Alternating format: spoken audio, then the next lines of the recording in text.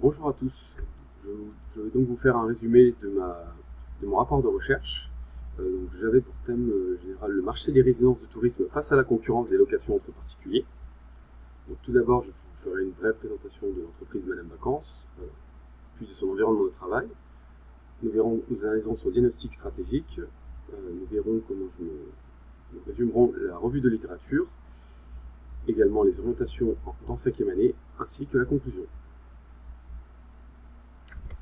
Alors, Madame Vacances a été créée en 1991, donc à la base sous le nom d'Eurogroup. Donc ça a été fondé par M. Richard Green et Roger Bourne. Donc, en 2008, ils ont choisi de lancer la marque Madame Vacances. Donc ça permettrait, pour être mieux connu sur le marché des résidences de tourisme.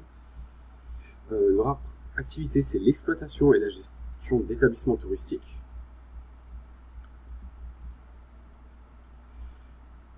Donc Madame Vacances possède des logements dans plus de 80 destinations dans toute la France. Donc on peut aussi bien trouver des chalets en montagne, par exemple à Saint-Jean-d'Arve, à Méribel, 23 résidences de tourisme à la mer et à la montagne, 3 hôtels et 6 villas, dont des acquisitions toutes récentes. Concernant le diagnostic externe du marché des résidences de tourisme, donc c'est un marché qui dispose d'un nombre important d'opportunités et de menaces. Le poids des opportunités est supérieur à celui des menaces. Les principales menaces qui peuvent affecter les résidences de tourisme sont, d'un point de vue politique, les recettes du marché du tourisme. Elles peuvent être affectées par les événements tels que les attentats qui sont survenus sur l'année 2017, également les grèves. D'un point de vue écologique, les résidences de tourisme, elles se doivent de contrôler le nombre de touristes qu'ils accueillent. Ils ne peuvent pas en accueillir à l'infini, car le nombre de touristes de masse, ça provoque un important rejet des gaz à effet de serre, donc nuisible pour l'environnement. D'un point de vue légal, les résidences de tourisme peuvent faire face avec les différentes réformes qui peuvent être mises en place. On a eu tout récemment l'augmentation de la taxe de séjour. Voilà, donc les facteurs politiques et légaux, ils peuvent fortement impacter sur le marché sur les années à venir. Donc c'est un marché très concurrentiel. Il y a beaucoup de groupes qui se disputent ce marché, comme le Pierre et Vacances, qui est le leader européen sur le marché. Après, on retrouve Odalis, Nemea et Lagrange. Alors, d'un point de vue interne, les principales forces de la société, c'est que c'est une société jeune et multiculturelle. Donc, ils ont des employés qui sont de différentes nationalités. Ils ont également de nombreuses résidentes présentes un peu partout sur le territoire français. Ils travaillent en open space, donc ce qui facilite une bonne communication entre les salariés. Et ils sont experts et ils connaissent bien le marché. Ça fait quand même 25 ans qu'ils sont là. La principale faiblesse que j'ai pu noter, c'est que de temps en temps, il peut y avoir des difficultés à fédérer la communication interne entre le siège et les personnes présentes sur les sites, dans les résidences. Ça peut entraîner un potentiel risque de perdre des clients. Voilà, donc tout à fait. Donc en termes de la culture de l'entreprise, donc Madame Vacances, c'est une origine ayant un président directeur général d'origine anglo-saxon. Donc la délégation, le travail d'équipe et la relation transactionnelle, ça prime dans l'entreprise. Leur philosophie de Madame Vacances, donc, c'est de proposer un séjour agréable sur l'un des sites de leur site, mais ils ont l'ambition de faire toujours mieux. Également être en empathie avec leurs clients, leur offrir de nouveaux services.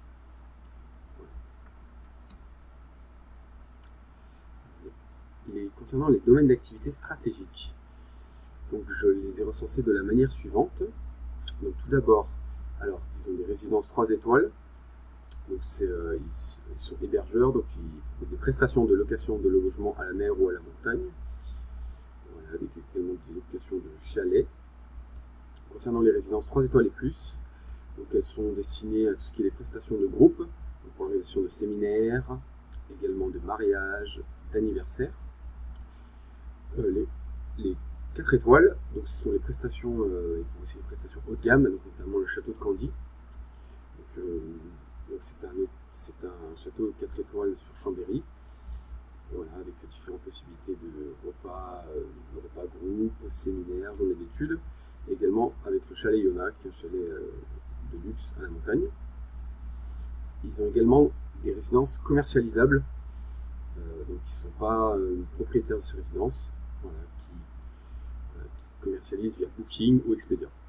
Et Madame Vacances travaille également avec MV Transport pour proposer des transferts vers la résidence. Voilà. Donc, ma méthodologie adaptée pour réaliser ce rapport de recherche, donc j'ai tout d'abord effectué une analyse externe puis interne de l'entreprise. J'ai recherché et élaboré une problématique en vue de définir un sujet consistant. J'ai choisi mon thème général. Je me suis ensuite attaqué à ma recherche documentaire. Les principaux mots-clés utilisés pour m'aider dans mes recherches ont été résidence de tourisme, innovation, marché de location entre particuliers et également Airbnb.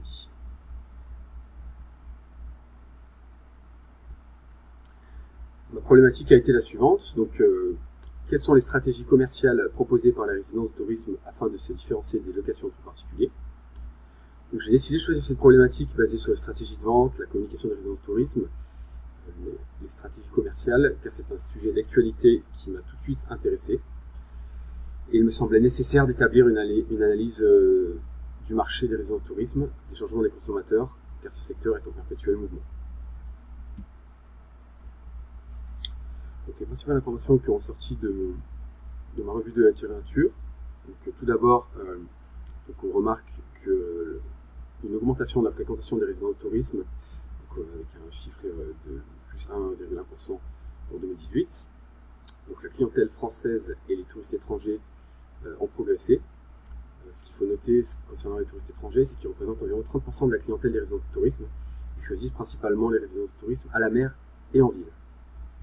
Donc, il y a trois types d'acteurs qui sont présents sur les résidences de tourisme. Et tout d'abord, les investisseurs publics ou privés, les gestionnaires exploitants et les promoteurs immobiliers.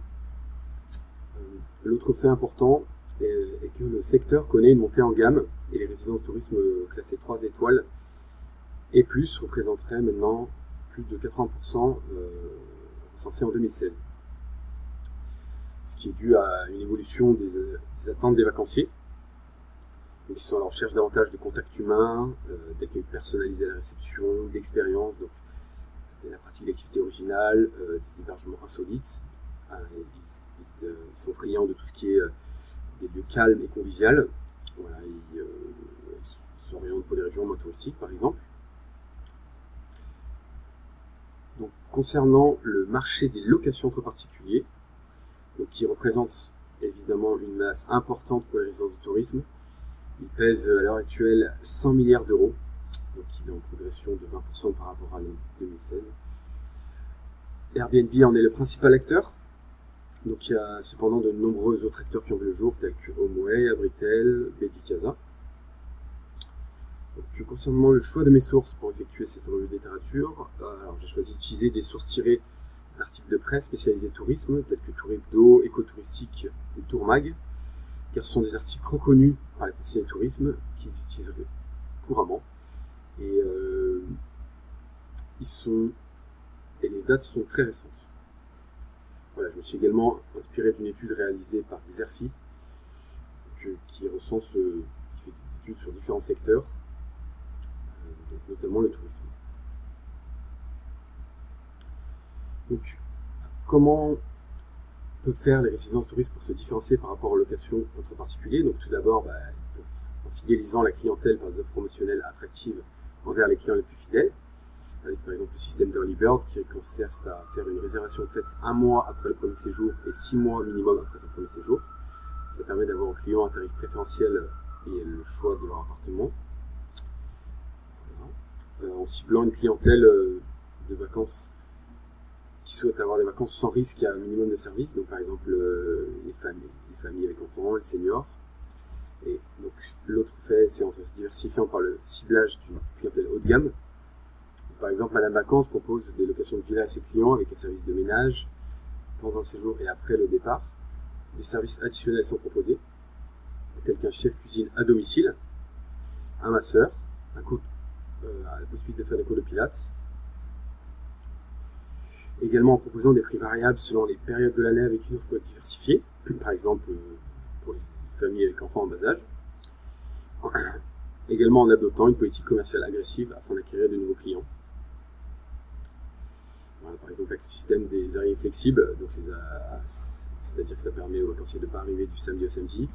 Ils peuvent choisir leur jour d'arrivée et de départ, donc ce qui répond ainsi à une attente de la clientèle soucieuse qui veut gagner du temps et éviter par exemple les affluences de grand départ. Donc en conclusion, donc, le marché des résidences de tourisme est en augmentation, donc la fréquentation est en hausse. Donc les ménages français ils entendent consacrer un budget élevé pour les vacances, avec davantage de courts séjours. Dû à l'arrivée des locations entre particuliers, cela oblige les résidences de tourisme à se réinventer en permanence, donc se tourner vers le haut de gamme, avec notamment les résidences construites avec des spas, de grands espaces, une piscine. Voilà, diversifier leur offre avec toujours plus d'activités, d'animation, donc ce qui permettrait de retenir la clientèle au sein de la résidence. Également, l'autre tendance, la clientèle affaires doit être ciblée par les résidences de tourisme, donc, car elle représente une forte augmentation durant ces dernières années, et elle a été la cible numéro 1 d'Airbnb. Donc les résidences de tourisme ont beaucoup développé de résidences en ville, voilà, avec différents services très bien équipés, qui conviennent parfaitement à des voyageurs d'affaires.